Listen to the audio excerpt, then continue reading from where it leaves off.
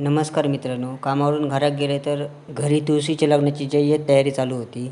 बाबा तुळस रंगवत होते, तोपर्यंत म्हटलं आपण पूजेची तयारी करूया. तुळशीवरच्या गणपतीचे मूर्ती, हार आणि दिंड्याची काठी, बांबूची काठी आणि केळीच्या पाण्याचं खोलं तयार केलं.